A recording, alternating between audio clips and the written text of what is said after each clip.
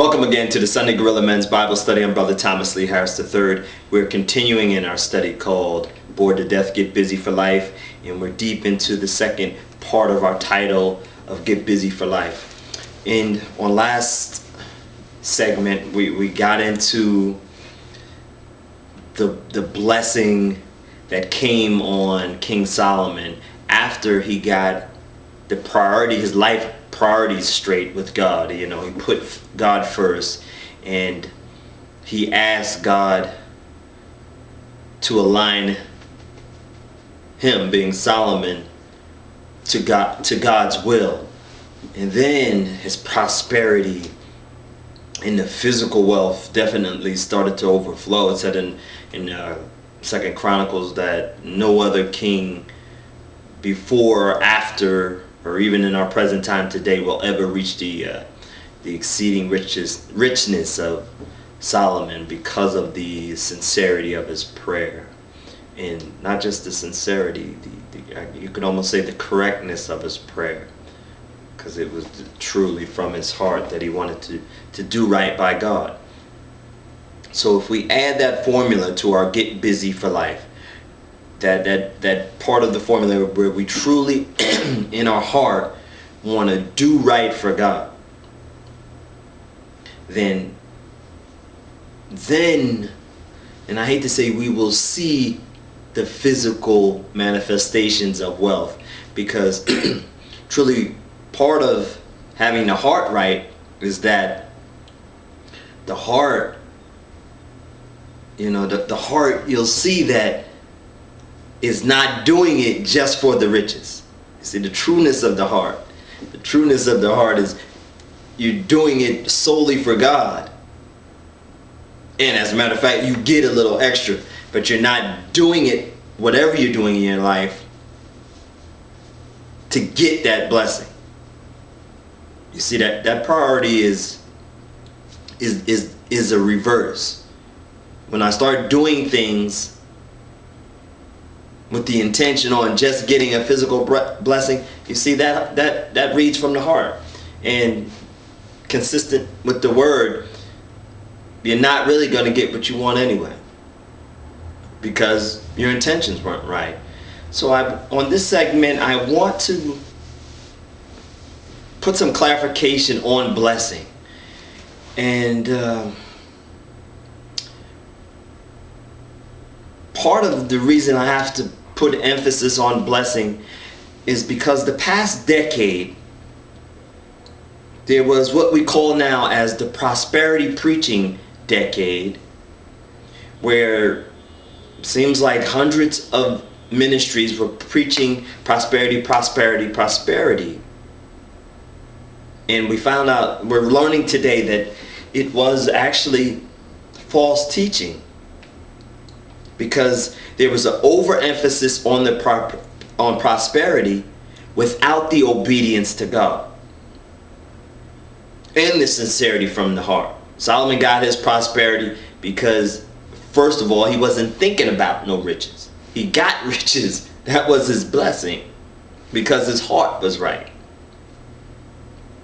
Right? You can almost say that was extra. He wasn't even looking for that. And with the prosperity gospel, or I don't say gospel, the message that was overwhelmingly thrown through congregations was people were coming in with their heart really set on getting right financially and physically in the world, and forgot to look at it, or were misguided to see it as God sees it. God sees the heart first. And there's another part of the blessing that I want to bring clarity to, is that it's almost like we almost have to define what a blessing is. Because, I heard it might have been on a bus one day, I heard a lady saying something about, I think another lady on the bus lost a job, and the lady said, "Oh, you got cursed, something happened in your life." Basically, she was saying you were under a curse. And it's not necessarily true. that we in our humanity, especially here in America, that we feel that a blessing is only what we appear to good things. Only good things can be in a blessing. And let me give you an example. In the book of Exodus, when the children of Israel, right, God's chosen people, and Moses has them leave Egypt, he leads them out, what we know today through history in the Bible, that they spent 40 years in the wilderness, and many of those who started didn't even finish. So a straight biblical question to you would be, was that a blessing or a curse?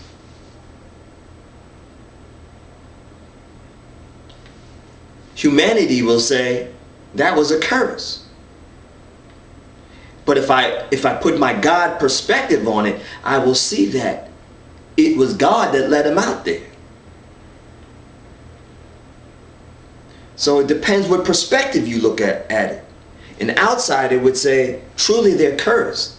And I'm saying that to say, in context to today,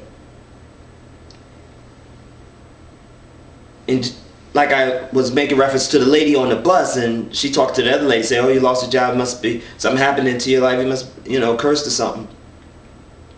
I have to look at the God's perspective on things. Because in Romans it says that all things work together for the good of those who love the Lord. Okay? So all things, the completeness of life is working together for the good. So just as the children of Israel, anybody watching them in the wilderness would have been like, oh, that's a mess, that's a curse. But when you put the God perspective on it, overall it was a blessing. And especially a blessing for me sitting here today. So I cannot just assume that my current physical manifestation or circumstance, though it may appear to be bad at the moment, that it is a curse. I got to look at the completeness of it. I have to ask myself, am I in the wilderness headed to the promise? Bigger question than that, am I right with you, God? And once I assure myself that I'm right with God, I'm sound with God, I'm being obedient to God, truly that I understand storms come. I understand wilderness comes. The wilderness comes to get to the promise. I have to travel through. So I just want to bring that in for that clarity, that we cannot assume that when we speak blessings that it's going to appear good and cuddly at first. I have to use my God perspective. The circumstance at the moment, God could be working it for something big here, and I'm just looking small here, saying, oh man, this ain't it. Right? I have to use that God perspective. You put your God eye on it. And I think I'm going to end this segment with that. Just bringing perspective to the blessing. And that not everybody is going to live in a mansion. Not everybody's going to drive the Mercedes. But they're both, if they're being obedient in line with God, then they're both still blessed. You understand? We can't say there's degrees of blessing. Oh, I have a Mercedes, so I'm blessed a little more. In the plan with God, and the skills, the unique skills and characteristics we talked about in an earlier segment that God has placed on me, then that might be part of what the blessing looks, part of what my total blessing looks like. I could be blessed while living in the projects if I'm obedient to God, being useful for Him, because I might just be in the beginning of my journey through the wilderness. That might be my wilderness experience, but still the entire time I'm still blessed. Amen. So I want to end it with that, and we'll go deeper into the manifestations of blessings, and we'll tackle a little bit of healing in our next segment as we get busy for life. Amen. God bless you.